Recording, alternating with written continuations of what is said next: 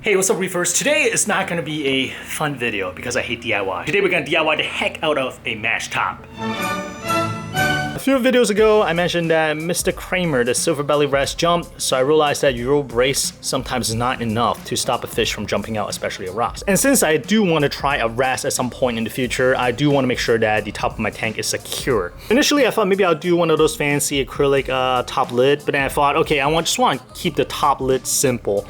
And I do have some kind of like funky cutout needed, so it may be a pain to kind of relay that information to a vendor. So ultimately, I came back to the tried and true DIY aquarium neck cover. I've used the BLS one, which kind of sit on top of the tank. I'm not a big fan of that. And I used the DND, or is it DNG one, that I thought worked pretty well. It sits kind of underneath the lid of the tank and really flush.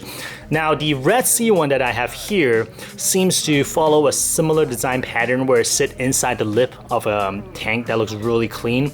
And the reason I went with Red Sea this time versus DNG is simply because I want to try this. Because I've seen people use Red Sea and it looks pretty nice. It got some of the other innovation, including internal bar and also some of these little tabs on the side to help reinforce the lid, which I kind of like. They all seem to do similar things. Design-wise, they're kind of similar. So let me try the Red Sea one. It's a more established brand. It seems like more people using this just to see what it's like. The only changes I'm gonna make is that the mesh that comes with the Red Sea, I believe, is a little bit larger gap than I like, and I actually have this on hand.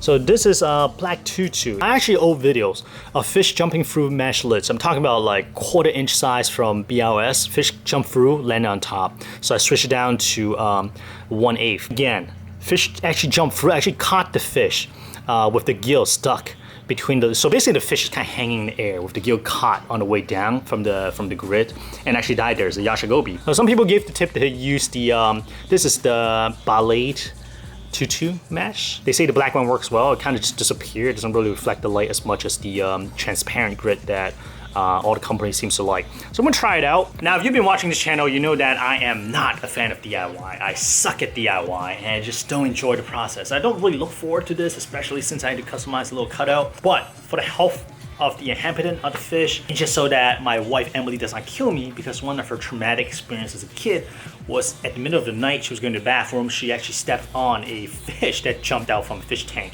And ever since then, she hated fish. So if a fish jumped out and she saw it, me and the fish tank is gonna be out sleeping in the yard for like a month or maybe a year. As somebody who have used pretty much all the popular DIY mesh kit on the market, I've used the BLS one, I've used the DNG one, and now I'm using the Red Sea one. In terms of raw material, I'll say the Red Sea one is head and shoulder above the other two that I mentioned. So the metal, even though it is also like lightweight aluminum, the powder coat is really nice. I just have a really nice heft and feel to it. The mesh is similar. The mesh is essentially the same as the BLS or the DNG, and I like the fact that they just kind of roll the whole thing into two versus I think like when I got mine from BLS a long time ago, they folded it so there's a crease. In terms of grid size, it is much smaller. If you want the exact specs, I'm sure they have it online, you can look that up, but here's just a quick look. But for comparison, this is the mesh that came with the kit, and this is the mesh I'm going to use. This is the Ballet Tutu. Alright, so I think it does come with a cutout. I'm not 100% sure, so don't quote me on it, because it comes with these packs of accessories. There are 2 long beams that are 48 inches, I believe, and 3 short ones. So I assume that 2 will be on either end and 1 is in the middle. I do like that they have a specifically made tool for Red Sea right here to push these guys in, because the BLS ones and I believe even the DNG one is really obvious that they kind of repurpose whatever they use for the window frame, window mesh. For aquarium purpose, which is fine too, but it just adds a little something. If you have a Red Sea tank, they have all the measurement out here for you already. You just cut it to size. I do not. I have a Mold Aquarium Infinite Series 145 gallon, so I gotta do my own measurement, especially since I have the Euro brace. So measure twice, cut once, and hopefully I don't fudge it up. So I'm sitting here trying to work out the parameters and trying to do some math. Man, forget it. I just put the end bit right here, kind of place it over the tank and place where the end bit should be, and I'm just gonna mark it and just cut it right there. It's just a dumb way. Forget the math. Let's just do it this way. Now I also noticed one additional issue that complicates things a little bit. If you look back here, I actually have this overflow right here, and you'll see one section. If I just straight up do the mesh top on the Euro brace itself, there'll be a gap right here, which kind of defeats the purpose a little bit. You can argue that, okay, if fish jumps here, most likely to end up in the overflow blocks, maybe okay, but I'm trying to make it a little bit nicer. So I'm gonna try and see if I can make a little divots out and cover this portion as well. Now granted, it's not gonna be super tight, it's not gonna sit flush against the weir, but there may be a tiny little gap like this, yay big, but better than nothing. It's better than just like leaving it open and have fish like jump into the overflow box. And I think I should have enough material to make that little bit right there, but fingers crossed, we'll see.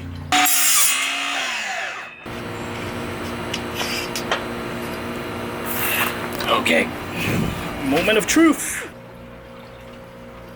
1 hour later. I thought I gave it enough leeway, but I just made it. Ideally, I should give it a little bit more because this is right on the fringe. Same deal right here, right on the fringe, meaning that if I tap it a little bit, the whole thing's gonna fall into the tank. But I think we should be all right. If I really worry about it, I'm sure I can find some way to extend the clip a little. All right, the next bit, a fun part is doing a cutout for the auto feeder. That's not gonna be fun actually. Just gonna overlay it and just kind of mark it and try to cut it. All right guys, so that was kind of the fail. I was cutting a small piece of metal and I guess the piece is too small. I couldn't hold it in place solid enough and it just kind of like, saw got caught in the metal piece and just kind of flew off. Thankfully that way I was wearing protection, it's fine, it just went off that way. But the impact kind of broke skin. I mean, it's not a cut, so it's like a blunt force. Thankfully, I have a much larger piece, so my finger doesn't have to get so close to the saw, and hopefully I can put more leverage on it. Now, one thing I did wish I've done slightly differently. So I cut the middle framing piece a little bit too early. So after I install all these things, it kind of took up some of the slack, and it actually pushed it out a little bit. So it's not like rock tight. It's not all the way to the end, but it does sit in the groove, so it's okay. I think the whole thing is still sound. We got our little cutout right here that was giving me a little trouble. We got a larger overflow cover right there. For the rest, see when it kicks in, but it works out because I need mine to push out. So this is perfect. The other one fits like a glove, excellent. The middle bar, I can actually push it to one side, so it's not straight down the middle, which is slightly unsightly. But I'll try it out first and we'll see how it looks. Overall, I think it's good. The structure integrity is good. The next step is simply putting netting on and we are good to go. Moments later. We are at the really crappy part. Frame is done. I cut out all these little rubber pieces that's supposed to hold the mesh in place. Now we're at the part where we cut the mesh and just try to stretch it into place. And this is the second part I hate. Building a frame seriously sucks. My thumb agrees. And we got Leon over there eating some watermelon, and Emily just laughing at me. Laughing at your finger. Oh man. 1 eternity later. Here it is, after one day full of struggle, lots of cutouts. I'm gonna go over a little bit after I get on the tank and make sure that it actually fits. I bet you can't even see that there's actually mesh on it already. The netting is so fine. I think we definitely made the right choice going with the black tutus. Here we go. The mesh is relatively tight. I think we should be okay. First time going over the tank. Oh shit. There's a bead. Fell. Hold on. I think the mesh actually pulled it a little bit tighter. If you struggle, then that means you fell. I think it actually pulled it a little bit tighter. 你放低個幫我手攞啲。Oh shit! Okay. 前後得唔得？而家得啦，嗱啲啦。差咁少少。你揾啲嘢貼住佢先係咪？即係揾啲嘢頂住佢先係咪？少少。Actually, I know. Here, 掹翻出嚟先。誒 ，babe，你黐手。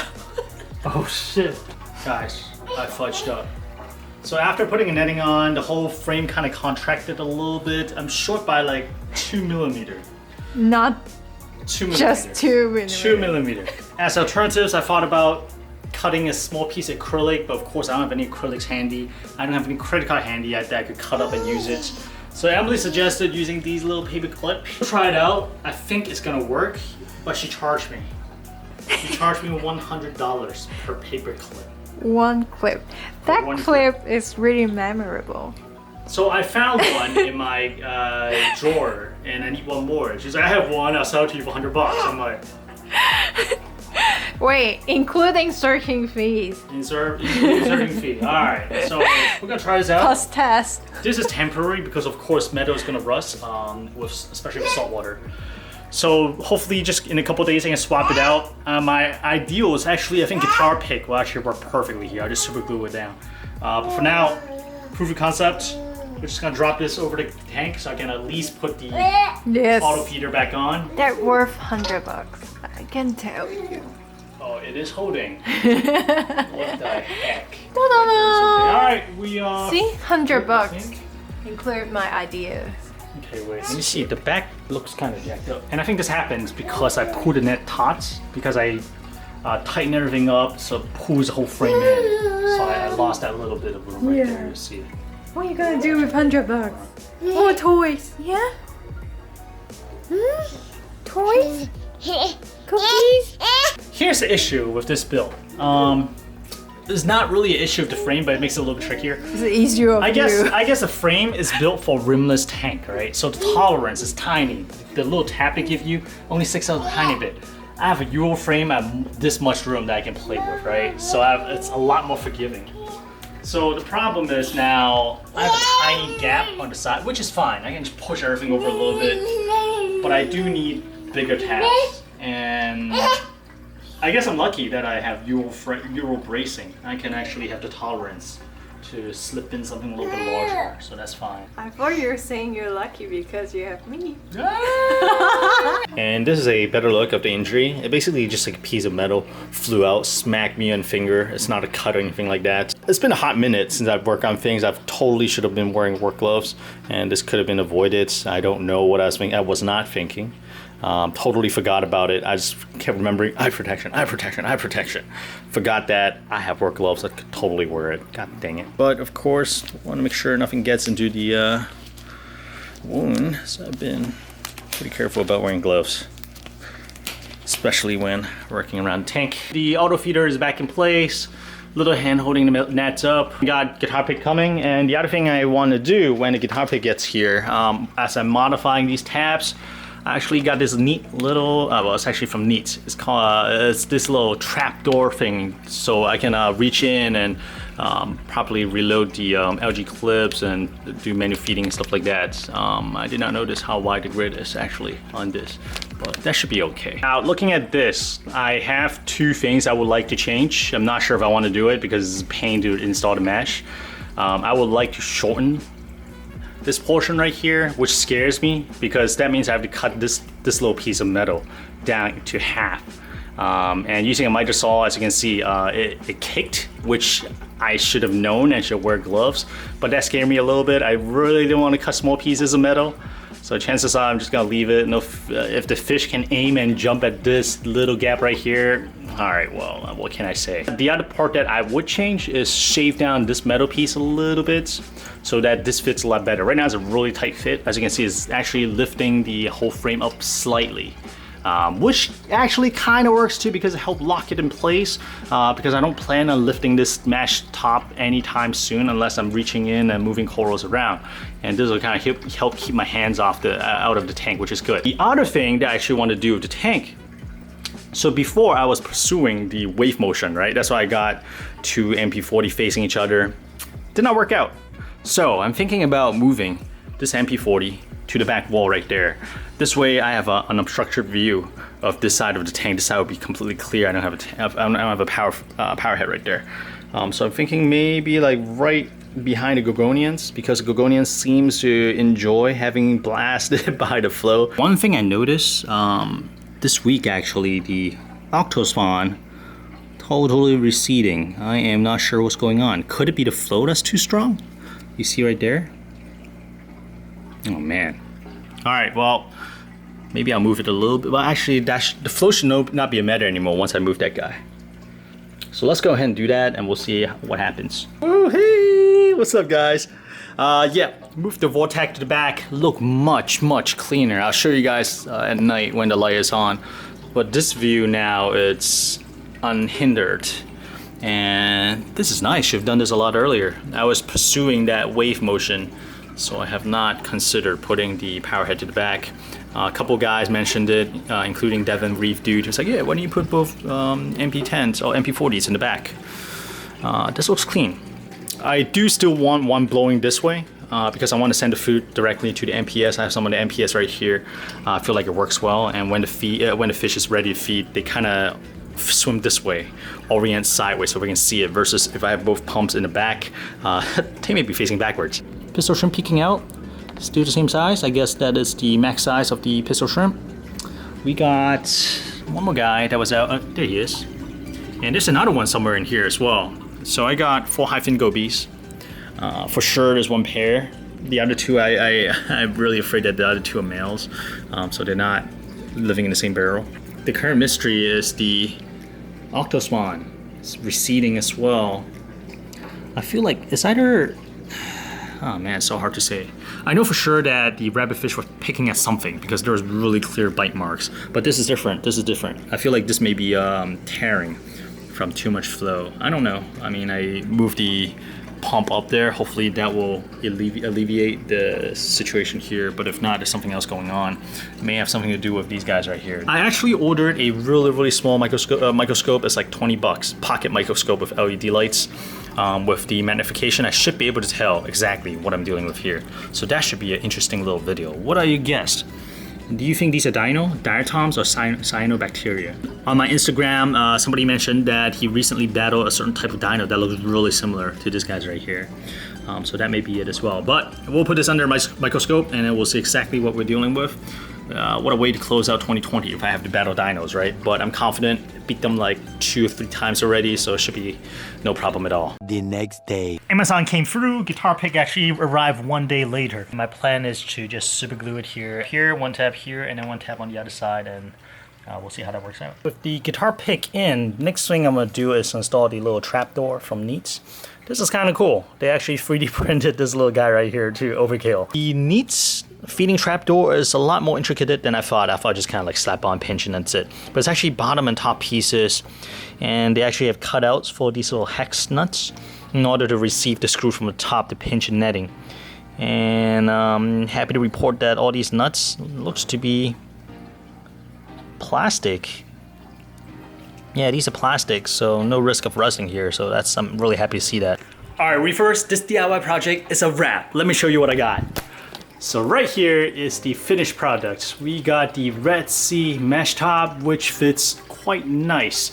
Except I fudged up a little bit as I was putting the netting in, ended up pulling the framing in a little bit, so I needed to extend the tab. In order to extend the tab, I pretty much just super glued a guitar pick on the underside of the Red Sea tab, which I'm kind of nervous about because a lot of stress is being placed on the super glue joints right here. Thankfully I got 2 tabs on this side and 1 tab on that side, and for the most part it's pretty much locked into the feeder tube right here. So it's pretty tight, but at some point I would love to do a better reinforcement of this guy right here, or find an alternative to extending this tab right here. But either way, it works for now. The other thing I'm quite impressed about is this right here. This is the Neats feeding door or feeding window, whatever you want to call it. So this little kit right here, I thought it was pretty pricey for what it is. I think it was like 20 bucks, something like that. I got it during the Black Friday sale, so it was like $15. So I was like, okay, all right, well, I mean, I would love to get a feeding door for whatever mesh kit I get, so I ended up buying this from BOS. Turns out, this actually works much better than I was expecting. Initially, I thought it's gonna be a rip-off or like that, but after seeing the thought go into this unit and how well this actually works, I'm sold. I feel like for 20 bucks, worth it. The mesh kit, I think it was it like $55 or $60? But again, I got this during Black Friday sales as well at BOS. So I got it, I think it's like $10 off or something like that. But of course, that's Black Friday pricing. Your mileage may vary. But in terms of the actual quality of the kit, I really like the Red Sea. It looks a lot more professional. I feel like it goes from the Red Sea kits to the DNG or DND, I need to figure out the proper name, and then the BLS in terms of these DIY match kit kit. So one thing I really like about the rescue kit is that it actually includes enough material for a cutout because the Red Sea tanks, they have the internal overflow, so they need to make a cutout anyways, which worked out in my case because I have external overflow. I need to push it out.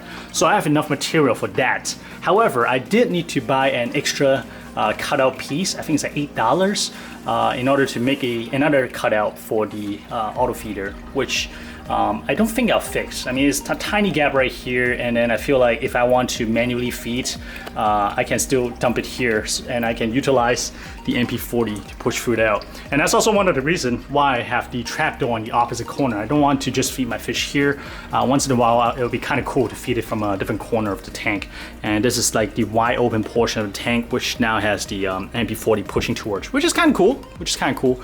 So overall, I'm really happy with the results, especially with my really limited DIY skills. And if somebody like me can make something like this, have confidence. I'm sure you can do this. I think the one thing that I have going for me was the miter saw. The miter saw really make this whole process a lot easier. Even though I fudged up, should wear gloves 100%, I was absolutely not thinking, did not even think about wearing gloves, and I ended up with a boo-boo, which thankfully is not a bad injury, just like a blunt force trauma, and that's pretty much it. I think I lucked out there, so I'll be a lot more careful moving forwards. The only thing left I would like to address on this lid are these little guitar pick right here. So I use super glue between the two pieces, and I kind of like lay some over glue on top as well. But I feel like the joint is pretty weak, if I may be honest. The surface area is just a tiny bit.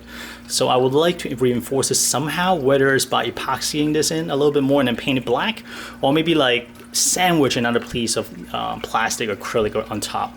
However, for now, this will work. If this mesh top somehow fall into water, which I kind of doubt because it's locked in pretty tight on that side, most likely I'm around fudging with the lid. That's why I fell in, and I'll be able to catch it and fish it out really quickly. But for now, I think it should be okay. What do you guys think? Have you guys tried any of these DIY mesh top kits, or have you tried any of the acrylic fancy ones? If so, leave it in the comment, let me know what you think. I'm especially interested in hearing from those of you who have built similar mesh kits, and if you have any tips from like when you insert the mesh, how not to like really pull in the structure and warp the frame. Maybe I was just a little bit too aggressive in terms of like keeping the net taut, because I feel like if it's taut, it's a lot cleaner looking versus like if it sags in the middle. But regardless, once again, I am not big on DIY, suck at DIY. I'm not a fan of DIYing, so hopefully I don't have to DIY too much more in the future. But one other thing I want to point out is how the black mesh kind of disappeared versus if I use the translucent one, it's going to reflect lights. And I've tried it before, not a big fan. I feel like between the transparent mesh versus the black one just disappeared. This works so much better. Now you may be asking how much par does it cut down? Honestly, I can't really answer that question. I guess I could stick a par meter down there, but to be honest, I don't think it's really blocking that much light.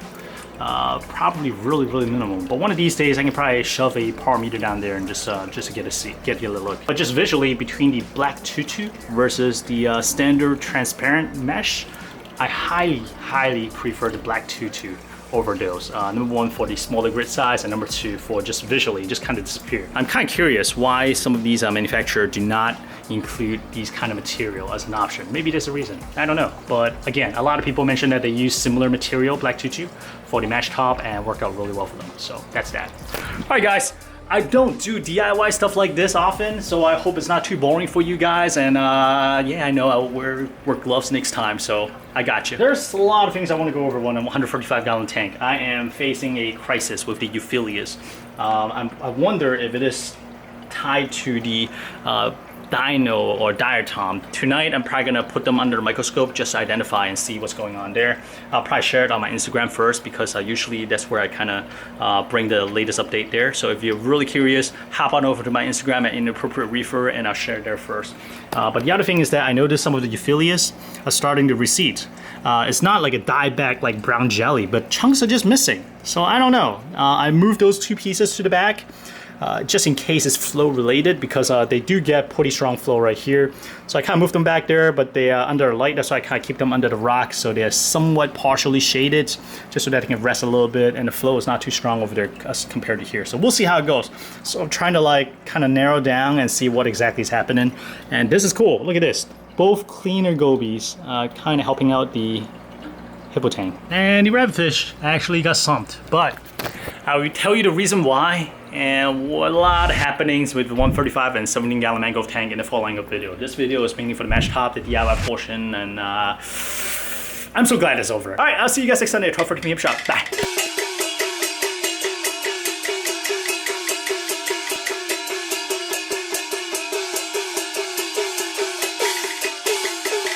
Let's visit little rabbitfish right here. He got his angry color on. Got some algae clip to feed him. And there's our very first emerald crab in this reef tank.